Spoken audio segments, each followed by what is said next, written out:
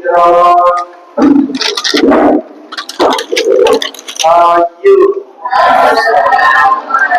warahmatullahi wabarakatuh. Assalamualaikum. Bismillahirrahmanirrahim. Assalamualaikum warahmatullahi wabarakatuh. Alhamdulillahirabbil alamin. Wassalatu wassalamu ala asyrofil mursalin wa ala alihi washabihi ajmain. Amma ba'd. Sebelum kita mulai, terlebih dahulu kita absen sebagaimana biasa. Ada Abdul Arsad, Aisyah Radiah, Ali Al-Ghifari, Baik Rasidah, Eva Hastuti, Heki, Hikmah Qur'ani, Hairun Nisa, lalu Muhsin, Listriani, Mustarsidin, Muhammad Ferdiansah, Arif Murabil Anam, Ilyas, Muhammad Tohri, Najah, Nopi Susanti, Nurul Laila, Rifaah, Zawil Ulfa ya, Sastia, Siti Hasnita, Siti Hairunisa, Sri Rospita, Wina, Hairun Nasihin, Fathur Rahman. Baik, pada kesempatan yang baik ini kita akan memulai kuliah kita dengan bab mengenai metode pembelajaran di dalam perspektif Al-Quran. Tentu adik-adik sudah sangat memahami apa itu metode pembelajaran. Sudah biasa ya tentang metode pembelajaran. Nah, jadi metode itu sangat penting untuk dilakukan dan diterapkan. Kalau di dalam perspektif ulama itu mengatakan at-thariqah ahammu minal maddah. Jadi lebih baik kita mempersiapkan metode yang sebaik-baiknya daripada isinya terlebih dahulu. Karena apa? Kalau metodenya baik, isinya sedikit, itu bisa pas dengan desain pembelajaran. Tetapi kalau isinya banyak, metodenya kurang tepat, walaupun banyak metode materinya itu bisa jadi sedikit ketika dia sudah diaplikasikan. Nah, oleh karena itu Al-Quran itu memuat berbagai metode pembelajaran. Jadi dikiranya oleh orang Quran itu kitab akhirat, kitab bau kubur. Nah, tapi tidak. Jadi dikiranya nanti misalnya, oh kan Quran itu hanya bicara tentang hari kiamat. Misalnya dalam Quran itu kan ada ayat yang mengatakan al-qari'ah mal-qari'ah wa ma adraka mal-qari'ah. Kan cenderung itu berbicara tentang hari akhir. Nah, tapi tidak sebenarnya. Al-Quran itu memiliki banyak konsep-konsep pendidikan. Karena apa? Dia menempatkan Al-Quran itu sebagai sumber utama pengembangan ilmu pengetahuan. Jadi tidak hanya bersifat petunjuk spiritual. Kalau Anda baca, ada ayat mengatakan hudal linnas wa bayyinatim minal huda wal furqan. Nah, jadi bukan hanya sebagai sumber petunjuk di dalam spiritual, tapi juga sebagai sumber petunjuk di dalam konsep pendidikan. Nah, jadi termasuk di sini metode. Karena mengandung ada banyak prinsip pedagogis yang dapat diterapkan di dalam proses pendidikan. Maka di dalam pembelajaran itu yang relevan diterapkan itu seperti apa metode-metode yang ada. Nah, jadi ada beberapa metode yang bisa ditangkap di dalam Quran. Nah, yang pertama ada istilah metode taklim. Nah, kemudian yang kedua ada istilah metode tablik. Yang ketiga itu ada namanya diskusi. Kemudian keempat ceramah. Ada tanya jawab. Kemudian ada demonstrasi dan atau praktik. Nah, apa itu metode taklim? Nah, jadi apa itu metode taklim? Taklim itu adalah pendidikan. Jadi metode mendidik, metode mengajar. Nah, di situ ada di dalam surah Al-Luqman ayat 13. Saya boleh minta mungkin saudari Leni untuk membuka surah Luqman ayat 13 ya. Dan saya minta saudari Leni untuk membacakan surah Luqman ayat 13.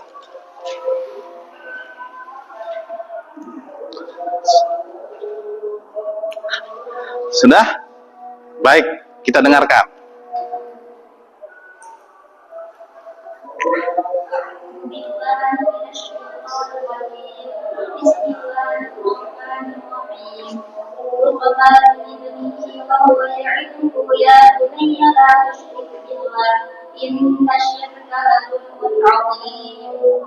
Oke, boleh dibacakan terjemahannya? Betul. Dan ingatlah ketika Luqman berkata kepada anaknya ketika dia memberi pelajaran kepadanya, wahai anakku, janganlah engkau menyekutukan Allah. Sesungguhnya menyekutukan Allah adalah benar-benar kezaliman yang besar. Oke. Jadi di ayat itu mengatakan wa iz qala Luqmanu libnihi wa huwa ya'izuhu ya bunayya la tusyrik billah innasyirka lazulmun azim. Di dalam surah Al-Luqman tadi itu ada 3 aspek. Pertama, ada pengajaran secara langsung. Mana buktinya? Ada ayah, ada anak. Makanya dia langsung mengatakan wa iz qala Luqmanu libnihi. Dan tatkala Luqman berkata kepada anaknya, berarti Luqman itu langsung mengajarkan kepada anaknya. Inilah yang dinamakan dengan metode taklim. Yang kedua, menggunakan kasih sayang. Kalau Anda buka tafsir Al-Misbah, Profesor Quraisy Shihab itu mengatakan setiap ayat yang diawali dengan kata ya bunayya itu menunjukkan kasih sayang yang amat dekat. Ya bunayya itu adalah panggilan secara psikologis. Kalau misalkan saya mengatakan sama Sastia, duhai anakku, nah pasti dia akan merasakan satu ikatan batin kasih sayang.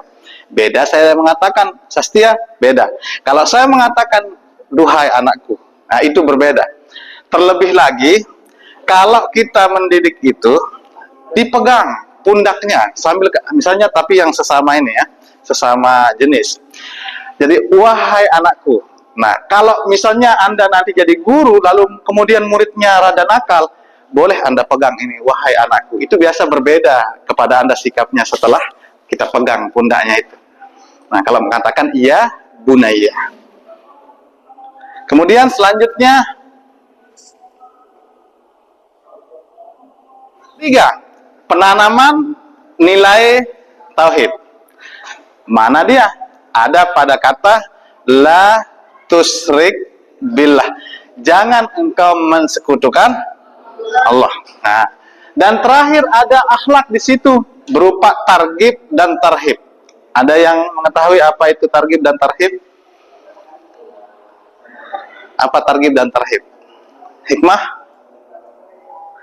Ajakan dan apa? Ajakan dan apa? Kok ajakan dan ajakan dan ancaman. Itulah yang disebut dengan targhib dan tarhib. Nah, jadi targhib itu mengajak orang, ayo la tusyrik billah. Kenapa memang kalau kita mensekutukan Allah? Jawabannya innasyirka lazulmun azim, karena syirik adalah kezalimannya amat besar. Kemudian selanjutnya ada yang disebut dengan metode tablik. Surah Al-Maidah ayat 67. Boleh mungkin lagi dibuka surah Al-Maidah ayat 67. Boleh digantikan sama yang dekatnya. Ya. Oke. Pak. Oke, yang cowok. Bisa saya dibacakan surah Al-Maidah ayat 67 nih. Betul. Nah. Ya, betul? Al-Maidah. Jadi ayat 67. Monggo dibaca. Iya, mana yang 67? Oke.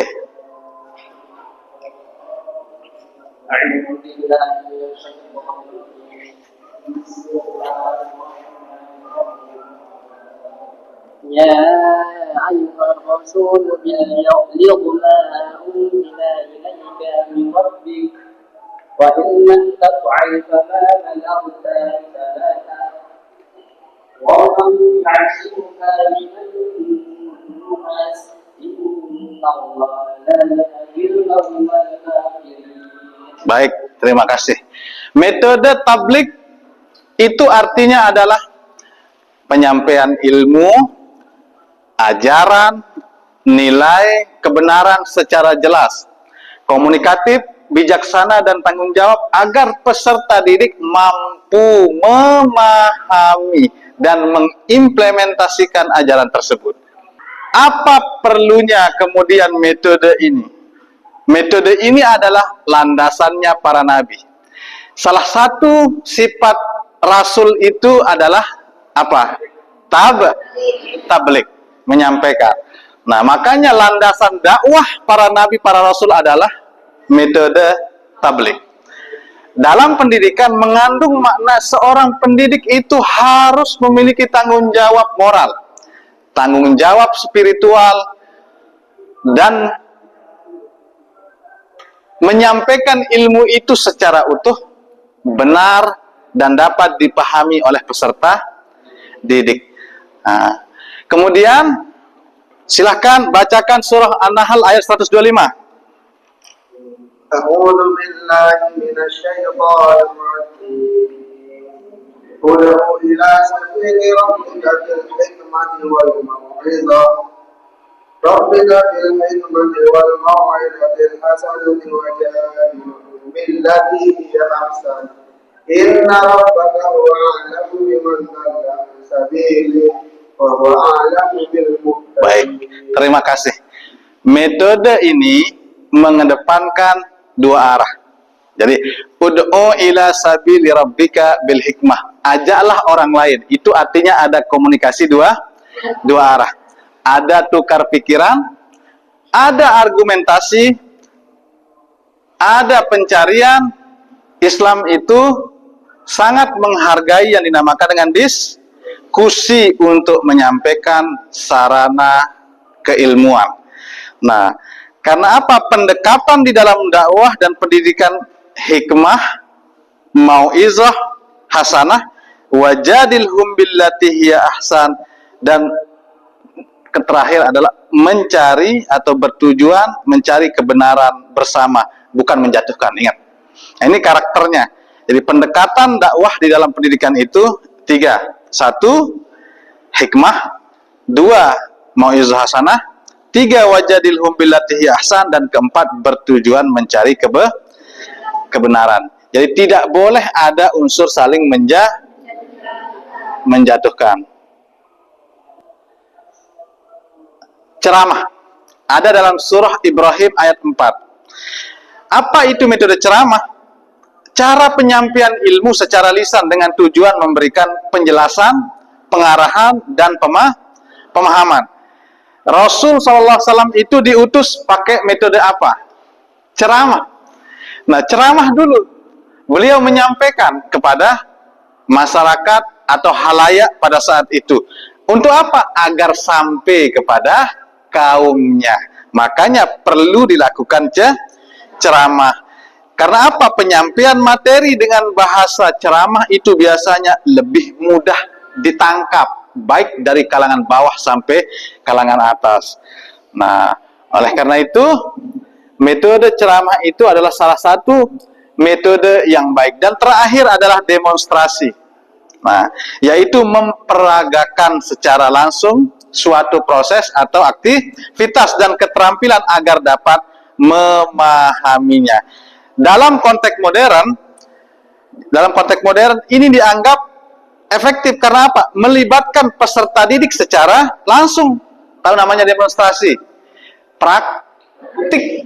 Ya, contoh misal, mau ngajar anak buahnya sholat mayit, cukup nggak dengan hanya disampaikan? Ya. Tidak. Bagaimana caranya? Harus dipraktikkan, barulah dia akan sampai. Nah, jadi sampailah materi itu kepada anak buah kita.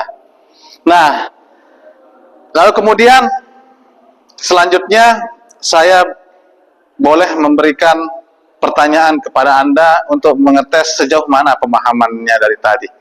Ya. Jadi yang pertama itu ada metode yang disebut dengan taklim. Bagaimana pemahaman Najah tentang metode taklim tadi? Apa yang Najah pahami? Metode dengan cara mendidik. Metode dengan cara mendidik. Metode dengan cara mendidik. Baik, metode dengan cara mendidik atau mengajar. Kemudian ada metode yang disebut dengan metode diskusi. Seperti apa yang dipahami tentang diskusi?